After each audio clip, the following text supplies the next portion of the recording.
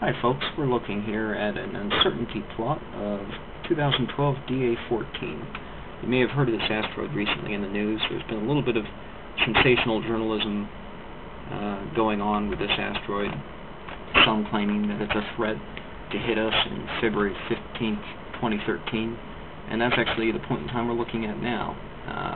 Basically, I generated a series of Monte Carlo solutions of its orbit using the astrometric data. We only have a few days of astrometric data on this asteroid so far, and that's why we're not quite sure just how close it'll get, but we can look and see just what that uncertainty plot looks like, and that's what we're looking at now. Each of these blue dots in the white line, the thick white line, indicates a potential position of the asteroid in the future, and the most likely position is somewhere in the center of that line, less likely as you get further out. Thick white line itself is just an instantaneous two-body solution of its motion, which doesn't take into account the gravity of Earth, gravity of the Moon, etc. But the actual simulation here being run in ORSA does take that into account ultimately. Simply for quick display of the orbit, it shows a two-body solution, but the actual positions that are calculated are done by actually computing the perturbations of various planets, including Earth.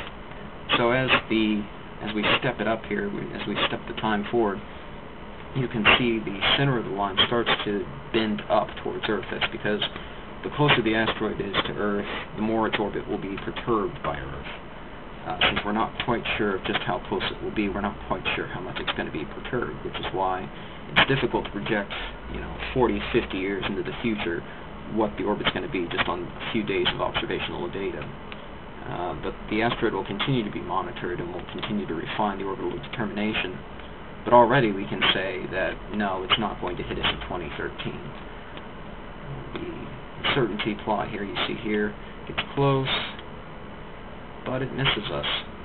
In fact, the way in which we're uncertain, you could say, is we're not sure just how much it will miss us by. It could miss us by a little, or it could miss us by a lot, but there's no risk of impact. Not to us, not even to the Moon. And as you continue to advance time forward, you see uncertainty starts to bend under the influence of gravity and spread out and form this nice big loop. So that's why we can rule out an impact in 2013, but we can't completely rule it out at future points in time, starting in 2020. But the odds of an impact, even at that point, are still extraordinarily low, as is often the case with these near-Earth asteroids. The ones that pose a threat typically pose a very, very small threat. You're looking at 1 in a million odds or somewhere in that ballpark. Only a few asteroids actually pose anything approaching a serious threat. The most significant currently being talked about is 2011 AG5, which could potentially hit Earth in 2040.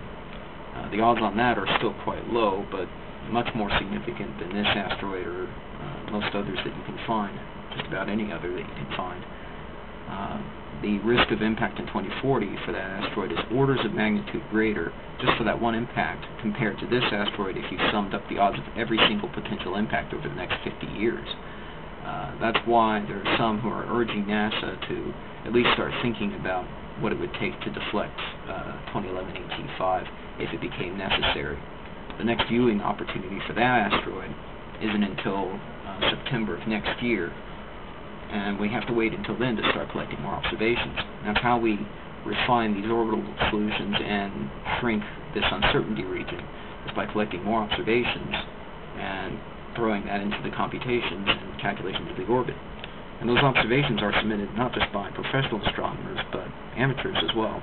Anyone who can observe asteroids like this and compute astrometric solutions on the position are free to submit it to the Minor Planet Center, where those observations are collected and used for computing the orbit. So when I say we'll continue to monitor this asteroid and ones like it, I mean all of us, not just professionals, but amateurs like me as well.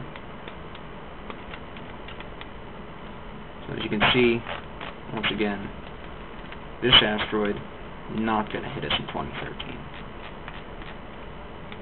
Could put on a good show, but not an impact.